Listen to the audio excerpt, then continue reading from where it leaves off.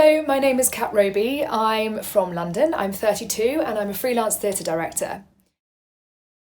When I first recorded my Real Money story, things were quite different, the world looked quite different, and my finances and my goals were a little different to what they are now, as I'm sure many people's are.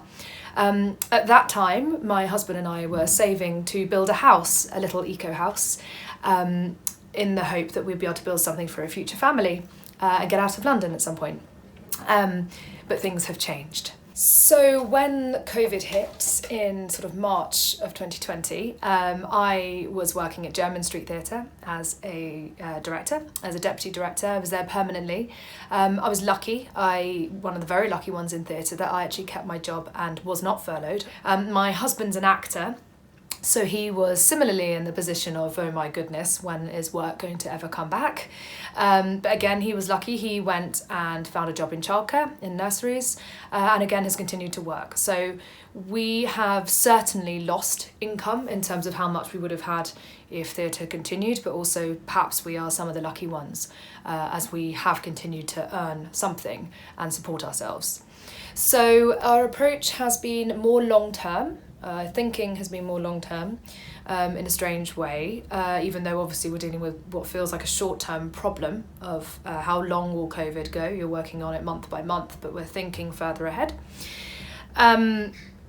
It's meant that we've had to change our plans. We wanted to try and get a mortgage for a self-build. We'd saved up a good deposit and we were starting to look at land and things like that. That all went out the window because of being self-employed. So getting a mortgage was always hard. Being self-employed in the arts in the middle of COVID meant that mortgages became basically impossible. So we changed our plans completely. And we decided to move forward and start a family. So we are now expecting a child, and with that in mind, we wanted to continue to build a home, but we completely changed our mind and we are now moving on to a canal boat instead of a self-build, which means that we will be completely mortgage free.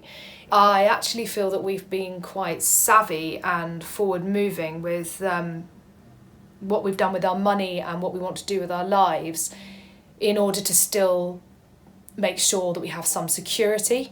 It's a very different feeling in the sense that in May of 19, it felt like our careers just were on a roll. Money was going to keep coming in. It's hard because you're self-employed, but we would find a way to buy the land and to build this house. That's how it felt then. And actually now, the boat is almost more of a relief. It has its own costs. It's a harder thing to run than a house. It's obviously you're living on a machine, so you have the upkeep of it.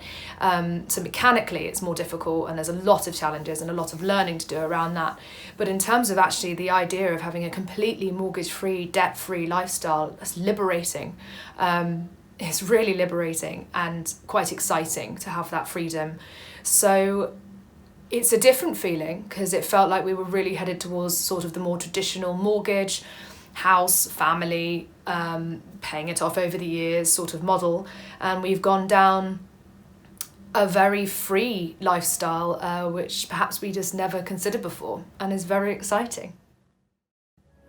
This is my Real Money story.